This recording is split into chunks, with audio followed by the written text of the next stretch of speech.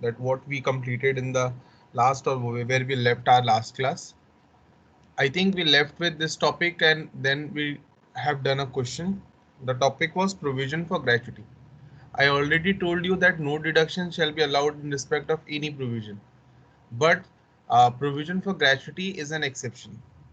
It says that if any provision is made by the SSC for the purpose of payment of any sum towards an approved gratuity fund where the payment is due in the previous year, then it shall be allowed as deduction. This is the core of provision for gratuity. What we know that no provision can be allowed as deduction except provision for gratuity. If if it is made towards approved gratuity fund and the sum is payable in the previous year. The next is certain contributions that are not deductible. There are certain contributions which are not to be debited in PL as per income tax provision under section 48 subsection 9. It says that no contribution shall be allowed in respect of any amount paid by an SSC as an employer towards setting up of or formation of any fund, trust, company, AOP or BOI. But again there is an exception. This says but where any sum is paid by way of contribution towards approved superannuation fund, recognized provident fund, approved gratuity fund, and NPS, that is new pension scheme. This is again under section 80 D, where contribution towards Atal Pension Yojana, which is also known as new pension scheme, it will be allowed as deduction in your PL. Now I think I again told you that there are some expenditures which are allowed on cash basis under section 43B. What are these? These are any sum payable by way of taxes, duty, cess, fee, by whatever name it can be under the law which is in time being in force. Any bonus or commission to the employee, any interest on loan or borrowings from public financial institutes or scheduled bank like ICICI, IFCI, IDBI, LIC, UTI, all this, or state financial corporations or state industrial investment corporations.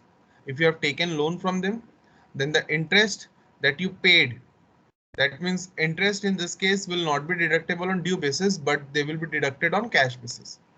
Any sum which is paid by employer in lieu of leave, that is leave salary. The employer, if they pay leave encashment, then the payment that has made can be deducted under PL. Any amount which is payable by employer by way of contribution to provident fund. Now again, I think we already did this. Any sum which is payable by SSC to Indian Railways for the use of railway assets. Okay, this were all. I think the next part is certain deemed profits that are taxable as business income under PGBP. The first is recovery against any deduction. Section 41 subsection 1. It says that if you have deducted something as an expense or as a loss in a year, if the same gets recovered in the upcoming time, then the recovery shall be treated as an income.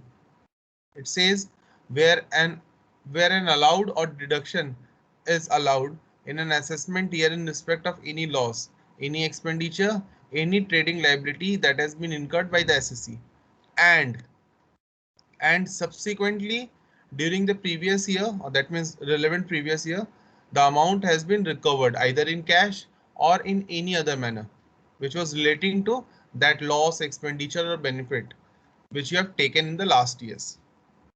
Then the amount so obtained or the benefit accrued shall be deemed to be the profit under PGBP, okay, or profession, and it is chargeable to tax in the year when such benefit is obtained. Like for example, if I say that some of my stock got lost in 2017-18, the claim was launched with with an insurance company but was not admitted. So it was a loss for me. Now in the year 2021, finally the insurance company admitted the claim and I received 70% of the amount. So now what this provision says, it says, okay, at the time of the loss, you deducted the entire 100 rupees or 100% of the value. I said yes. Now you have received 70% of the value. I said yes. So logically, you should have deducted only 30% in that year. I said yes, but the year has passed on now. So they said, okay, then do one thing, recognize 70% of the value which you have received right now as your income in the year of receipt. Okay. Uh, Remember, this provision holds good whether the business or profession in respect of which allowances or deductions were made is in existence or not. That means even if the business closes, you need to recognize that amount as your expense, as an income. Now, what about this setup and losses? We are not bothered about it right now because it will be done in the chapter setup and carry forward. Okay, so I'm leaving it right now. I'll be doing it later on. Now, there is a concept of tax audit again under section 44 AB. What tax audit is? The provision says that following SSCs are required to go to their accountant audited by chartered accountant and to furnish the audit report in a sport in a specified form on or before a specified date, irrespective of the fact that the return of the income is not filed by that day or not. That means, as we know that we were following a number of provisions under direct tax. So who will be the person who will check that whether we have followed all the rules and regulations as stated in the act or not? For this, what government has done, they inserted a provision of tax audit. I think you all know that what audit is. Now there will be a concept of tax audit. As we know that audit is an independent examination of books of accounts, where an auditor who is generally a chartered accountant, I'm not saying that he cannot be he cannot be someone else apart from chartered accountant. He can be, but who is generally a chartered accountant, he gives his view in relation to true and fairness of books of accounts. Now, in case of tax audit, he'll be definitely giving his view on how you have fulfilled all the conditions and the provisions of Income Tax Act 1961 or not. Now, in this case, we should know that an SSE who carries on a business and whose total sale exceeds 1 crore will be going under tax audit. Everyone doesn't requires to go under tax audit. Only those person whose total sales or total revenue or turnover or gross receipt exceeds 1 crore.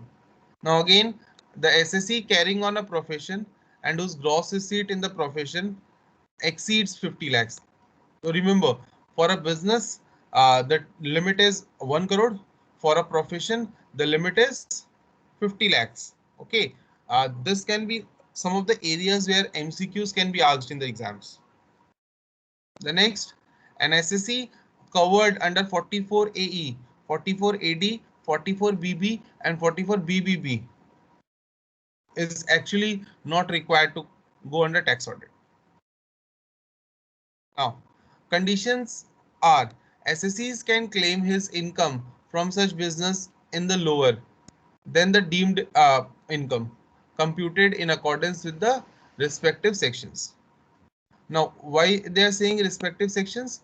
Because these all are somehow presumptive taxations. Okay, I'll teach you about this part, that what presumptive taxations are. I think I already told you that sometimes what happens, peoples were not too much educated, so not educated enough so that they can do all their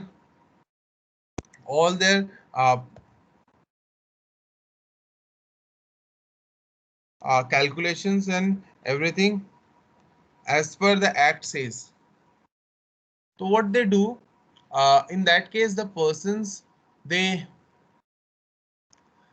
pays 8% or some specific rate of their total receipt as taxes without claiming for any expenditure or expense for the year. Okay. So what we see that an SSC covered under 44 ADA when his gross receipt is lower than the presumptive taxation incomes, that is as computed under 44 ADA, his income exceeds the maximum amount which is not chargeable to income tax. That means his income is below the basic exemption limits. Let me tell you that these areas are not for you. I'm just discussing it. It's an situation where the person whose tax liability is under normal provision and 8% of his income, government said whichever is higher, you need to pay it.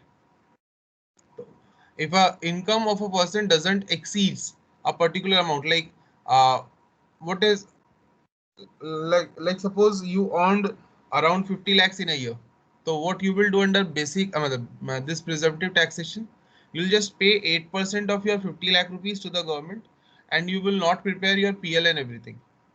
The government will not ask you to pay to prepare your PL because you have paid your taxation under presumptive taxation. Now again, if this 8% of income comes below the basic exemption limit, that is 2.5 lakhs, then the person will not be liable to deposit any amount to the government as tax. Okay. Now, there is a penalty also for violation of tax audit. That means if a person doesn't goes under tax audit, then what can be the penalty? The penalty can be 5.5% of your turnover or 1,50,000, whichever is lower. Okay, whichever is lower. That means 0.5% of your gross receipt or 1,50,000, whichever is lower.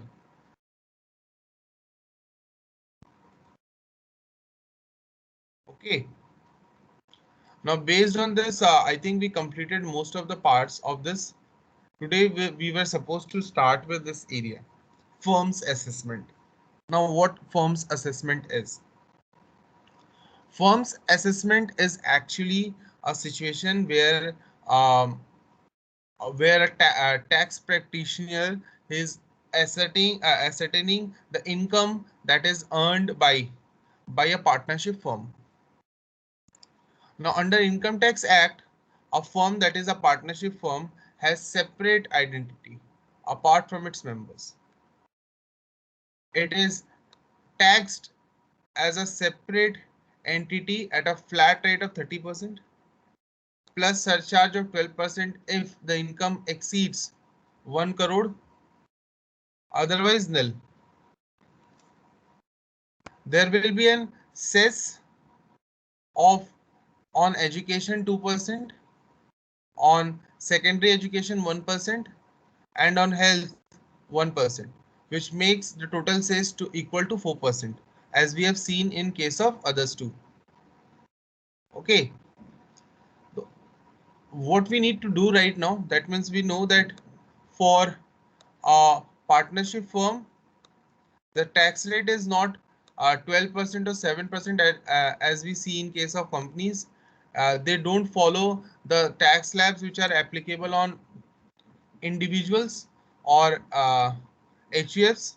Rather, whatever profit they earn, they need to pay 30% of the same to the government. But here we'll see that there are some relaxations for a partnership firm. What are those? As I told you that the partnership firm and their partners have separate legal entity. That means the incomes of the partners are to be considered separately, and the income of the firm is to be again considered separately. So what we can do, like for example, if I started a partnership firm with suppose Avantika and Praveen as two of my partners, we earned 10 lakh rupees in a year. Now, basically, what people thinks that 30% of 10 lakh needs to be paid to the government. But I can minimize this. How?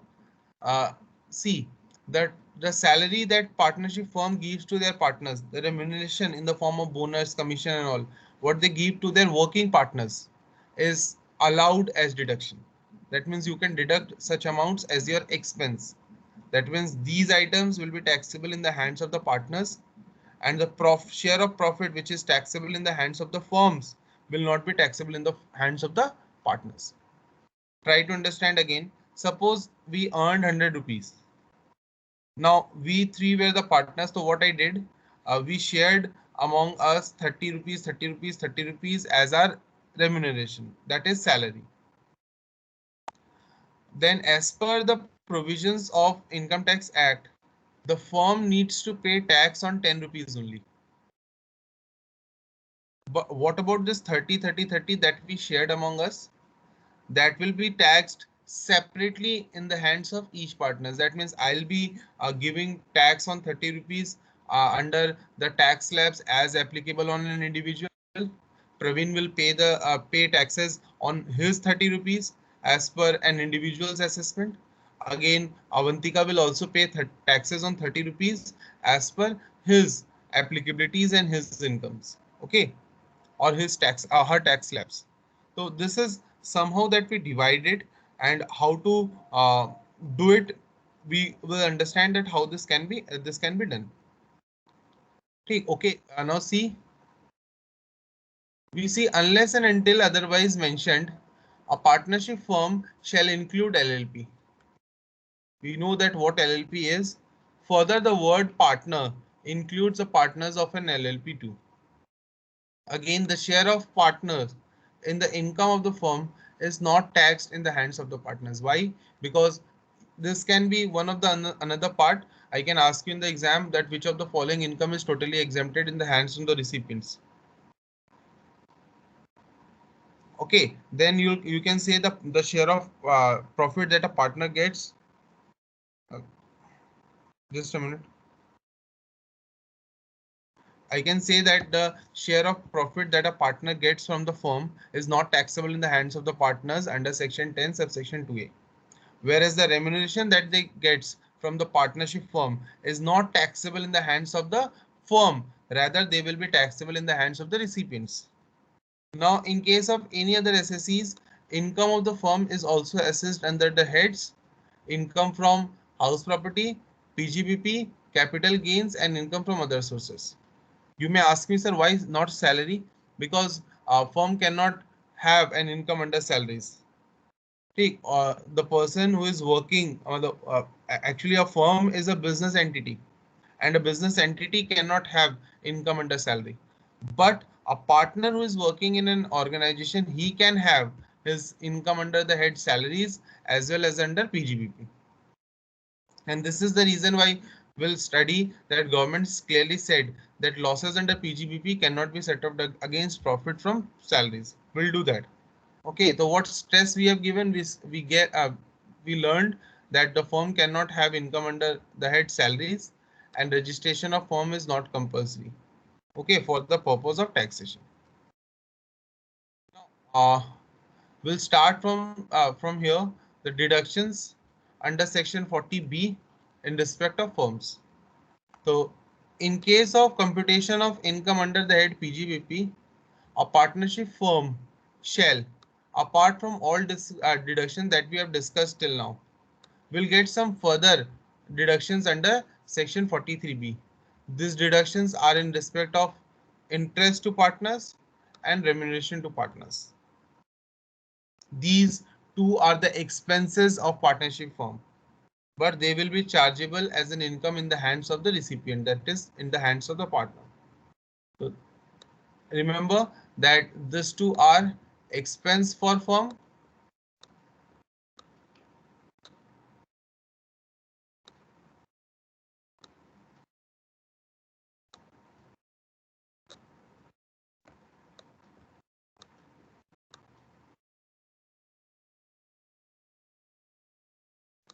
but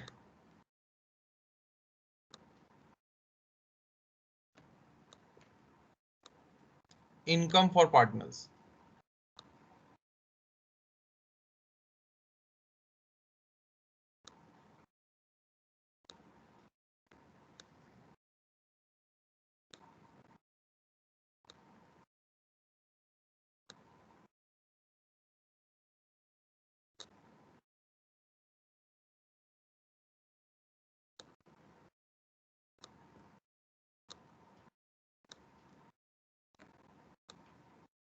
Okay, now how to deal with this? Just see the first item. interest to partners. The provision says that interest to partner, whether on capital or on loan, is allowed as deduction for the firm. Now there is a condition that interest must be authorized by the partnership deed. We know that in absence of partnership deed, uh, partners will not get interest on their capital, but they can get interest on their loan. But in under Income Tax Act, it was clearly stated that in absence of partnership deed, partnership firm cannot deduct either interest on capital or interest on loan as their expenditure or expense. Payments must pretend to a period after the partnership deed. Now again, the condition is that suppose we formed our partnership deed on 1st August 2019. So only the interest that is accrued after that period can be allowed as deduction if paid. Interest relating to April, from April to July cannot be allowed as deduction under this part. What I said suppose the year starts from this part. We started our operation on 1st April. Me, Avantika and Praveen. The year was supposed to end on 31st March. Okay, now on 1st August, what we did, we prepared a partnership deed. Now what this provision says, this says that for this period, whatever interest on loan or capital is there, it shall not be allowed as an expenditure. You can claim for interest during this period only. That means partnership deed cannot bring retrospective effect to this part. Okay, only interest relating to this period can be allowed as deduction. Again, the deduction, how much amount of deductions we can get, whether it's unlimited, no, it says the lower of the following will be allowed as deduction. The actual amount of interest as per the deed that we calculated, we know how to calculate this, we have done this in partnership, and the maximum can be 12% simple interest. That means there is an upper capping to the interest that a partnership or partners can get from a partnership firm, and it's 12% under simple interest. Whatever is the lower of the two shall be allowed as deduction under this part. Now you see, we have an illustration on this. We have case 1 where we see that interest as per the books is 20,000. The rate of interest allowed to partner was 10%, and the interest rate allowed under partnership deed was also 10%. If you do the workings, then you'll see that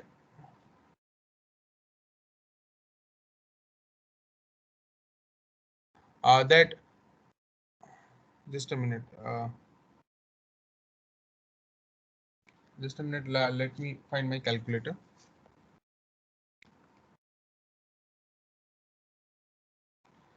Okay, now just see, the rate that you have given to your partners was 10% and allowed is also 10%. Is there any difference between these two rates? You said no. That means, and both the rates are below 12%. You said yes. So in that case, the actual amount paid will always be lesser than 12% under simple interest. You said yes. So therefore, see, amount disallowed becomes 0 because there will not be any working under this part, because amount received here, see, for case number 1, the amount received will be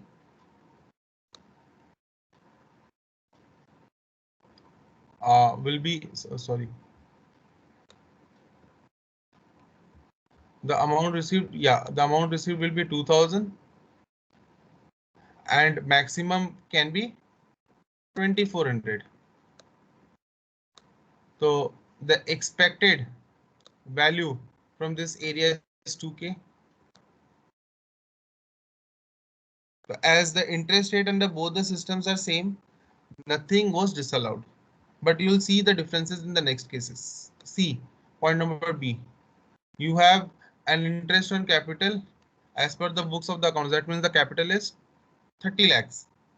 The interest that was allowed to partners was 15%. but in the partnership deed it was specified that it should be 12%. So you see that you have paid excessive 3% here. I said you, because as per deed it's 12% and the maximum capping is also 12%. So we cannot exceed 12% bar.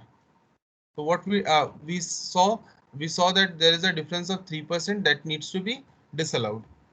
So how we calculated it? Just see, 30,000 is actually the interest which is calculated at the rate 15%, but we need to remove 3% out of it. So what we did, we wrote 30,000 divided by 15 into 3. 6,000 rupees will be disallowed from this part. Again, in case C, we have seen that 30,000 is the interest which is calculated at the rate 15%, but the deed is silent. Now we know that if the deed is silent, interest must be given as per the deed only. So entire 30,000 should be disallowed. Guys, please tell me whether you can understand this part or not. Praveen? Yes, sir, I can understand, sir. Okay. So in the next case, 12% is lower. That's why 20 minus 12, right, sir? Okay. In the next case, we have seen that in this part, okay, we have 20% as per the deed, as allowed to the partners, but as per the deed it was supposed to be 18%. Now, as both the rates are higher than 12%, the upper capping was up to 12% only, na? So what we will do, we'll check this. As per the deed, the interest rate should be 18%, isn't it? The amount should be how much? Just a minute, huh?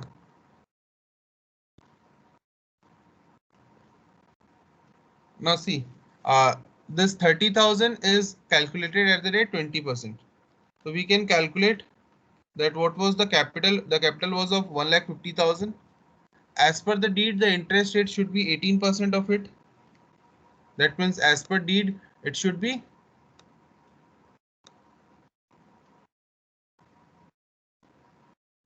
27,000. Okay, but as per the upper capping, it should be 12%. So 1,50,000 into 12%, we calculated it as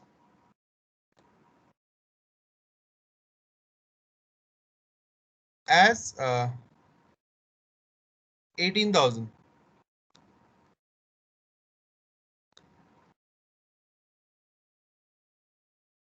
Now, as per the rules, it should be lower of this two. The maximum allowable interest was 18K. But how much we have allowed? We allowed 30,000. So the excess that was allowed, which was 12%, 12,000 is actually disallowed in this case. Again, you can think it in other way also. We have seen that the interest was 12, 20 and 18. We know that the maximum capping is 12%. So we'll compare 12 from this part. We see the excess 8% has been given.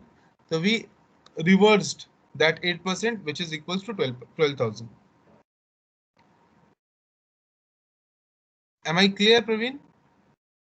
Yes, sir. And in the next case, sir, it is 10%. So 10% is lower than 12, then 10% will be minus. No, sir. So, yeah, therefore we'll compare between 10 and 15. Okay, sir. Got it, sir. Okay, again, in the last case, you'll see both the 30%. So we'll be comparing this 30% with 12.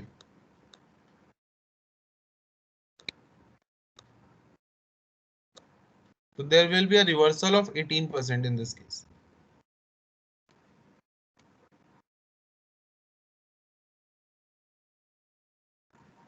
Is it clear, everyone?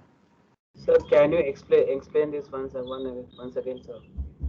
Okay, now Ronak, just see what steps you need to take. Whenever you are calculating it, you need to find that what is the actual interest given to partners as per the deed. Okay, you need to calculate. You have this,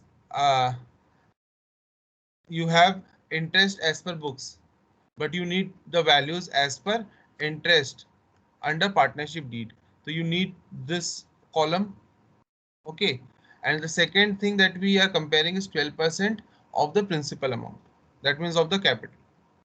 So when you see that, like for example, in example number D, we saw that 18,000 was the maximum amount that could have been allowed under this part in option number D.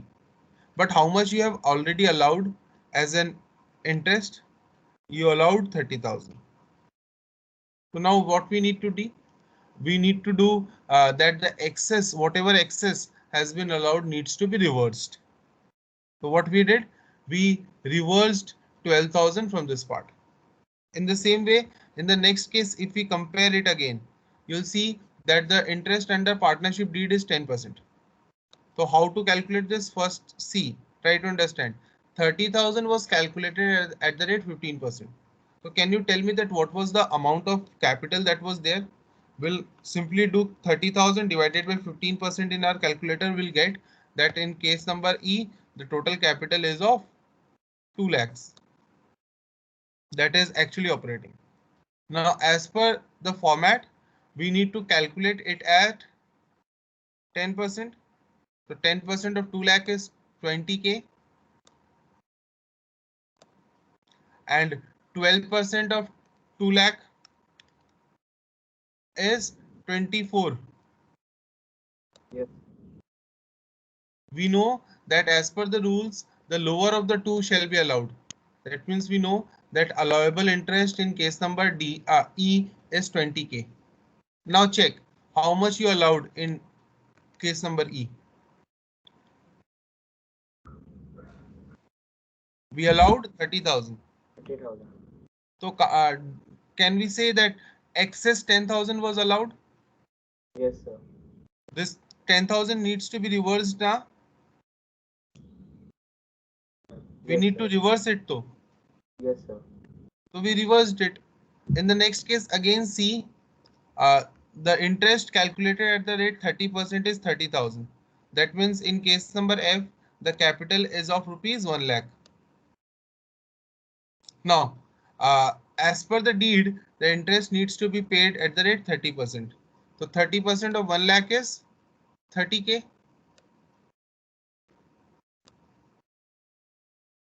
Okay. Yes. Now 12% of 1 lakh is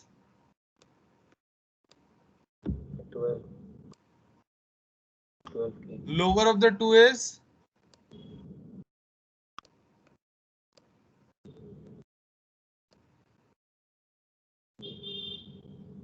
now compare this 12,000 with the amount that is debited in your books. It's 30,000. So how much excess you have debited? 18,000, sir. 18,000. We needs to reverse this 18,000 again. Okay, sir. Clear? Yes, sir. Now the next part. Interest on drawings is charged by the firm from its partner, and therefore it shall be considered as taxable income. This is what the rule says. That means section 40 AB says that as a partnership firm charges interest from partners, the interest on drawings that is collected from partners by the firm shall be considered as an income of the firm. Now the remuneration, that is the salary, fee, commission, bonus, etc., which is given to partner, what to do with it? There are certain conditions to be satisfied. The conditions are: the partner must be a working partner, the remuneration is authorized by the partnership deed, and the payment must be relating to the period after the partnership deed came into effect. If these conditions are satisfied, then a partner can get a remuneration equal to lower of the following. Now what is the lower? Again, the actual remuneration allowed to all partners as per the deed, and the maximum permissible limit under section 40B clause 5. How much it is? You see, it says that in case of loss, maximum permissible remuneration can be 1,50,000 to each partners. But in case of profit, for first 3 lakh rupees, you can allow remuneration maximum to 90% of book profit or 1,50,000, whichever is low, whichever is higher. And on the balance profit, only 60% of the net book profit can be allowed as remuneration to the partners. Therefore, for academic notes, you can remember that in case of remuneration, the minimum of 1,50,000 will be allowed, because in every case we are seeing that 1,50,000 can be allowed. See, even there is a loss, you can allow 1,50,000.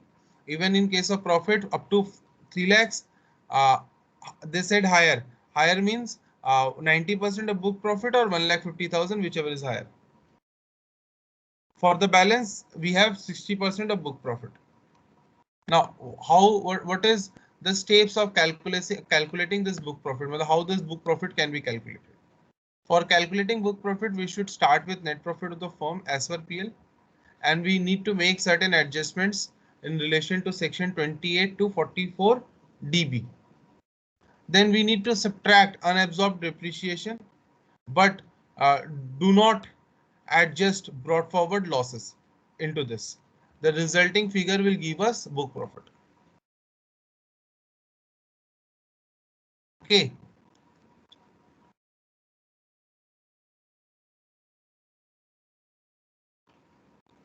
Now the next thing that we need to know, the treatment in the hands of the partners.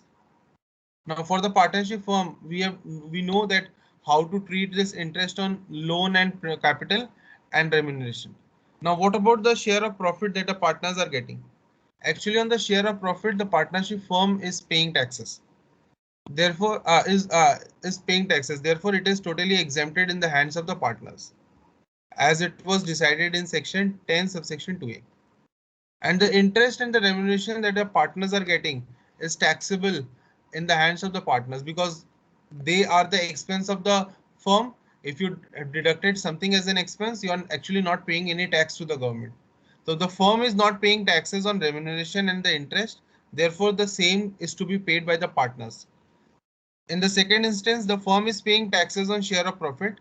Therefore, it will be exempted in the hands of the partners. Okay. Now see, there is an example. ABC are partners in ABC Limited. Interest on capital is 16%.